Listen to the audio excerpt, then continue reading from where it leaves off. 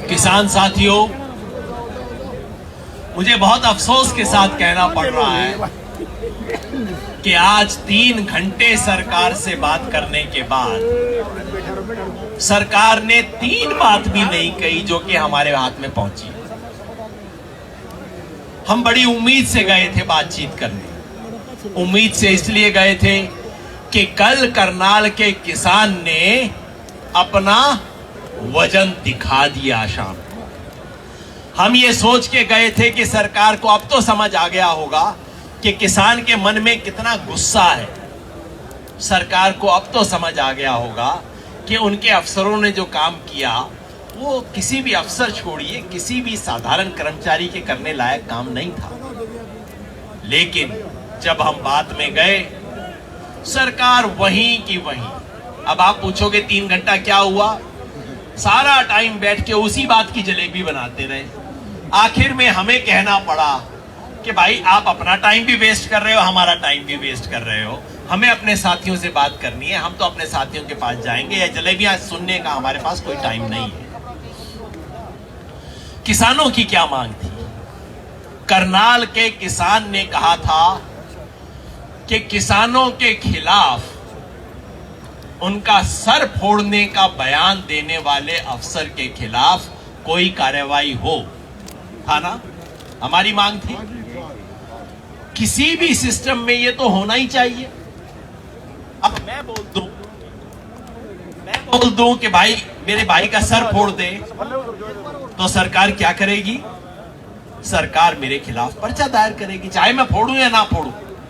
अगर मैं वीडियो पे बोल दूं कि मैं अपने भाई का सर फोड़ूंगा, या इनको कहूं कि तुम जाके इसका सर फोड़ दो, तो इसके खिलाफ पर्चा दायर होगा, चाहे मैं फोड़ूं या ना फोड़ूं।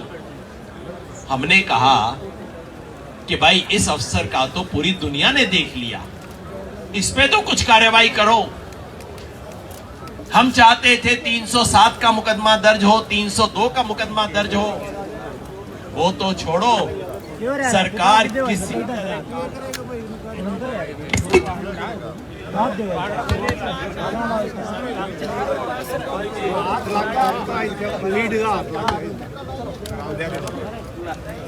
हेलो, सरकार किसी तरह का कोई पर्चा दायर करने पे लिए तैयार नहीं है। बिल्कुल 2 टूक बात सरकार ने कह दी, और कुछ भी कर लो, हम अपने अफसर के खिलाफ पर्चा दायर नहीं करेंगे।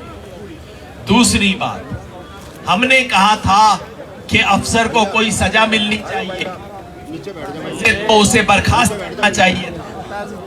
लेकिन बर्खास्त तो छोड़िए, सरकार सस्पेंड करने के लिए भी तैयार नहीं है। बिल्कुल खुला बोल दिया। मतलब हरियाणा की सरकार कार में डूबी हुई है, हरियाणा की सरकार सत्ता के नशे में डूबी हुई, और सत्ता के नशे में डूबी सरकार को सिर्फ जनता सिखा सकती है और कोई नहीं सिखा सकता। इसलिए मेरे साथियों, हम सब ने मिलकर, भाई यह भी आपको बता दूं कि बातचीत में सरकार बार बार मुआवजे की बात कर रही थी।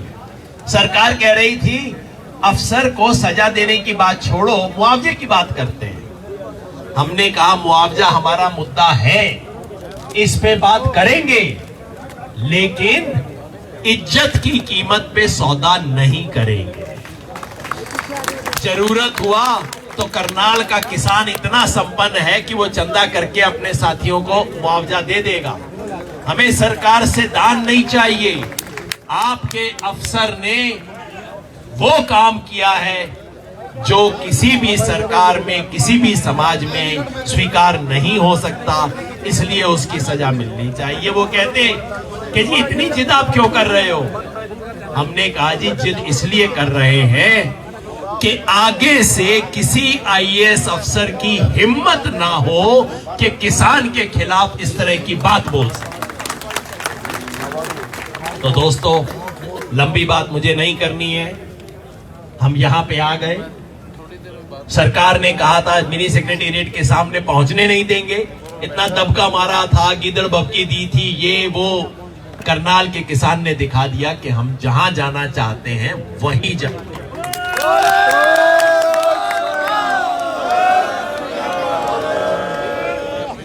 सरकार ने मीटिंग में कहा कि आप धरने को शिफ्ट कर लो, पीछे कोई ग्राउंड है वहां पे ले जाओ। मैंने कहा नहीं जी, ये तो हमने आपसे सीख लिया, मंदिर वही बनाएंगे, अब ये तो धरना यहीं पे लगेगा और कहीं नहीं लगेगा। उन्होंने कहा कि ये तो मिनी सेक्रेटेरिएट बंद हो गया। हमने कहा हमने बंद नहीं किया है, मिनी सेक्रेटेरिएट को ताला हमने नहीं लगाया है, आपने ताला लगाया है, आप देख लो, हमारे से कोई मतलब नहीं है इसका। और यहां पीछे कई दुकानदार भाइयों की दुकानें हैं, उनके लिए मैं विशेष कह दूं, भाई करनाल के किसी नागरिक से हमारी कोई दुश्मनी नहीं है, ये सब हमारे साथी हैं, सब हमारे भाई हैं। आपकी दुकानों को कोई तकलीफ होगी, हमारे साथी यहां सबसे पहले आपकी तकलीफ दूर करेंगे। हम नहीं चाहते आपकी दुकानें बंद हो, हम करनाल के सारे नागरिकों के साथ हैं। ये सेक्रेटेरिएट आने वाले आधे से ज्यादा तो किसान है भाई, हम उसको क्यों नुकसान पहुंचाएंगे। तो ये हमने बता दिया जी, हाँ जो करना है करें। तो हमने ये बिल्कुल स्पष्ट कर दिया है दोस्तों, ये घेराव अब आगे चलेगा और अब ये करनाल के किसानों की हिम्मत को चैलेंज है। आपने इतना बड़ा काम तो कर दिया, बस अब जो कर दिया इसको बना के रखना है कुछ देर। आप ये देखना सरकार घुटनों के बल आएगी। ये हिसार में हुआ, यही टोहाना में हुआ और यही करनाल में होगा, सरकार घुटनों के बल आएगी। बस हमें इस मोर्चे को बनाए रखना है। और जैसा मेरे साथी ने याद दिलाया, गुरनाम सिंह जी ने भी याद दिलाया, भाई ये 24 घंटे का मोर्चा है, थोड़ा ड्यूटियां बांध ले। मैं नहीं कहता सारे लोग रहे सारा टाइम, ड्यूटी बांध दे, कोई गांव की ड्यूटी 24 घंटे की लगा दो, दूसरे गांव की ड्यूटी अगले दिन लगा दो, अपना रोटेशन का सिस्टम कर लेंगे। लेकिन 24 घंटे हमें यहाँ पे रहना है ताकि मौके का फायदा उठा के सरकार कुछ कर ना सके। सरकार जो कुछ काम करती है रात 3 बजे और 4 बजे किया करती है, तो हमें उसके बारे में सावधानी रखनी है, अपने मोर्चे को बनाए रखना है। मैं एक बार फिर संयुक्त किसान मोर्चा की लीडरशिप की तरफ से बधाई देना चाहता हूं। करनाल के किसानों ने पूरे देश के किसानों का जोश बढ़ा दिया है, पूरे देश को नया इंजेक्शन दे दिया है किसान मूवमेंट को। हमारा मोर्चा यही है।